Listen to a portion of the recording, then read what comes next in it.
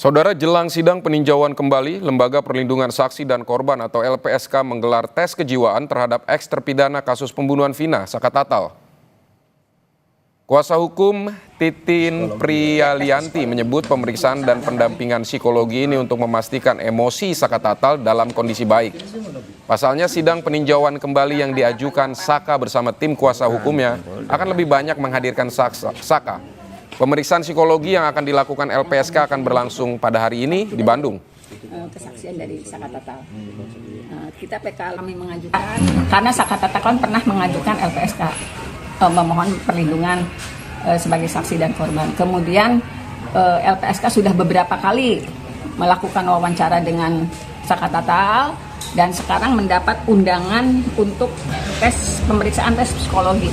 Kenapa ini harus dilakukan? Karena memang Sakatatal dengan mohon maaf perlakuan yang diterima di 2016 saat dia ditersangkakan sebagai pelaku pembunuhan dan pemerkosaan di tahun 2016, kadang-kadang kan kalau diajak bicara masa lalunya itu emosinya langsung naik, aura kemarahannya terlihat. Nah, sedangkan menjelang sidang PK ini kan kita juga membutuhkan Sakatatal dalam kondisi yang sangat tenang gitu, bisa menuturkan dengan baik. Kita meminta bantuan LPSK dan LPSK ternyata terbuka menerima Sakatatal, termasuk undangan tes psikologi ini yang akan dilaksanakan besok jam 10 di Bandung.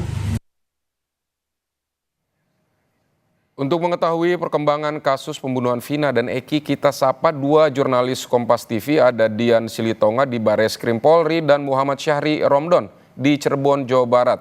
Kita ke Bareskrim terlebih dahulu, ada Dian. Dian, bagaimana tindak lanjut dari pelaporan Ibtu Rudiana ke Bareskrim Polri?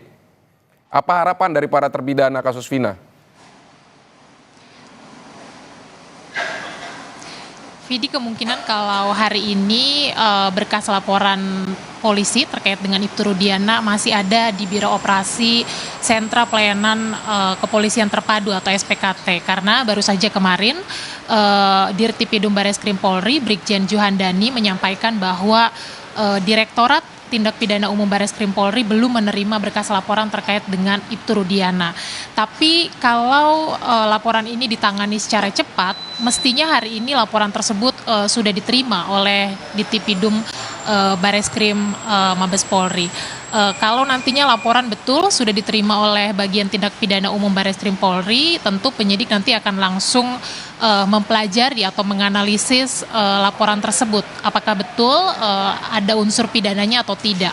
Kalau nanti memang berdasarkan kecukupan alat bukti dinyatakan laporan tersebut mengandung unsur pidana, tentu nanti akan langsung dikeluarkan surat perintah penyidikan dan akan ada pihak yang ditetapkan sebagai tersangka.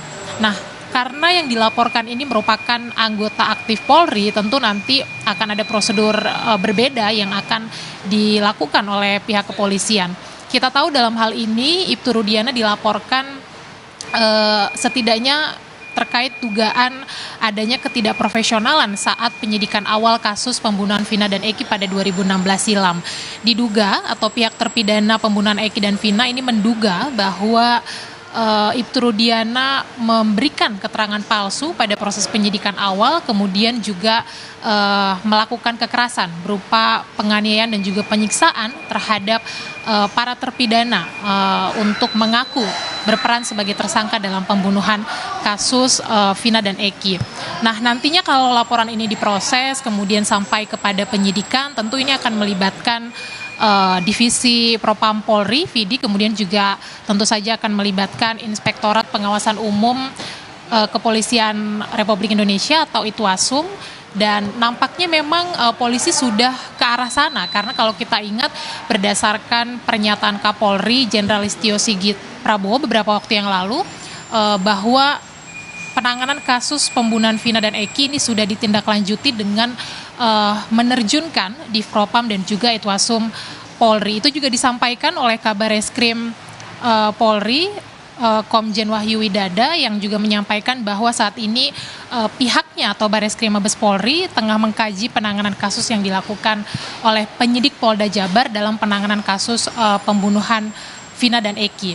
Nah, selain nanti melibatkan Divpropam, kemudian juga Itwasum, tentu kalau nanti dinyatakan ada unsur pidana, nanti juga proses penyidikan akan dilakukan oleh penyidik yang pangkatnya tentu lebih tinggi daripada Ibtu Rudiana. Tentu kita nanti akan sama-sama cermati bagaimana proses dan tindak lanjutnya. Tapi tidak hanya itu tentu yang diharapkan oleh pelapor atau dalam hal ini adalah pihak terpidana kasus pembunuhan Vina dan Eki, Vidi, yakni para pelapor ini menginginkan bahwa Bareskrim Mabes Polri kembali mengulang seluruh proses penyidikan kasus pembunuhan Vina dan Eki karena tadi ada dugaan bahwa ada kesalahan prosedur dalam penanganan penyidikan awal kasus pembunuhan Vina dan Eki. Artinya penetapan tersangkanya ini pun diragukan meskipun beberapa orang sudah menjalani masa pidana. Nah, salah satu yang menjadi tuntutan pihak terpidana adalah polisi kembali memeriksa sejumlah alat bukti, misalnya CCTV di area lokasi pembunuhan Vina dan Eki, kemudian juga memeriksa telepon genggam atau handphone milik korban untuk kemudian menemukan petunjuk-petunjuk baru terkait dengan kasus ini. Nah, kita ingat bahwa bukan kali ini saja kasus yang melibatkan anggota polisi yang diduga ada ketidakprofesionalan dalam menjalankan tugas. Masih segar di ingatan kita sebelumnya juga ada kasus pembunuhan Brigadir Yosua yang melibatkan anggota Polri. Nah, penanganan kasus ini nanti tentu akan menjawab begitu ya keraguan publik, menjawab juga apakah publik masih bisa percaya terhadap kredibilitas Polri. Kita nantikan bersama nanti tindak lanjutnya. Vidi. Baik Dian, terima kasih. Tapi tahan dulu, kita akan ke Cirebon, ada Syahri Ramdon. Syahri, bagaimana persiapan pemeriksaan tes kejiwaan Saka Tatal hari ini?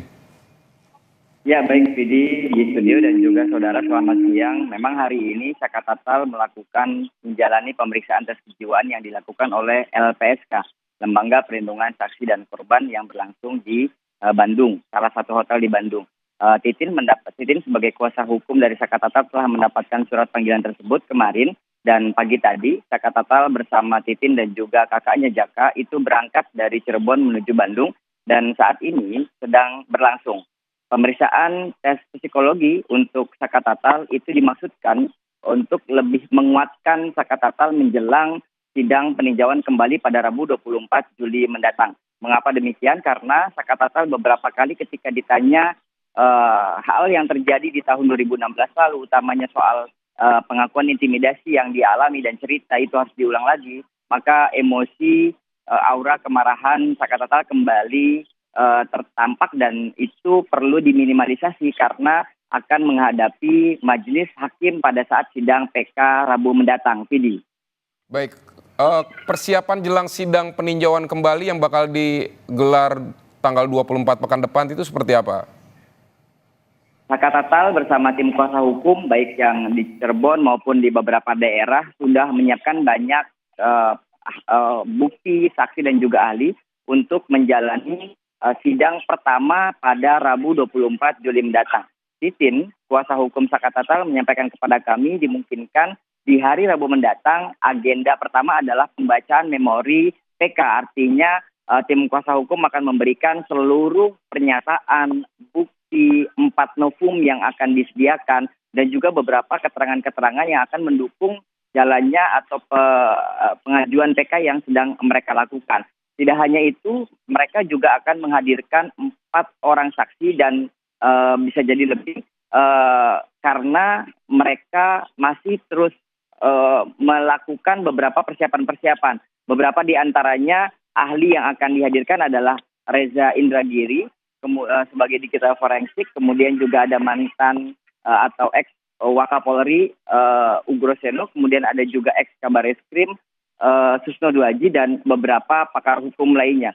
Mereka berharap proses peninjauan kembali di Pengadilan Negeri Kota Cirebon pada Rabu 24 Juli mendatang berlangsung secara transparan. Atas dasar itu mereka mengajukan beberapa surat-surat permohonan perlindungan dan juga pengawasan kepada beberapa lembaga tinggi antara lain Kapolri, Kejaksaan Agung, Mahkamah Konstitusi, kemudian Komisi Yudisial. Mereka berharap peninjauan kembali yang dilakukan pada tahun 2024 ini berbeda dengan pada sidang di 2016 lalu yang Titin merasa terdapat beberapa kejanggalan dan juga merasa beberapa intimidasi yang selama berlangsung pada persidangan tersebut. Tentu ini adalah upaya hukum yang dilakukan ex-terpidana yakni Saka Tatal, dan informasi yang kami terima juga rencananya 7 terpidana lainnya juga akan mengajukan hal yang sama.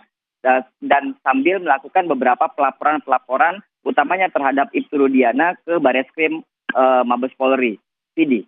Baik, Muhammad Syahri Ramdon, terima kasih untuk laporan Anda soal persiapan peninjauan kembali Sakatatal, dan juga sebelumnya tadi ada Dian Silitonga di Bareskrim Polri.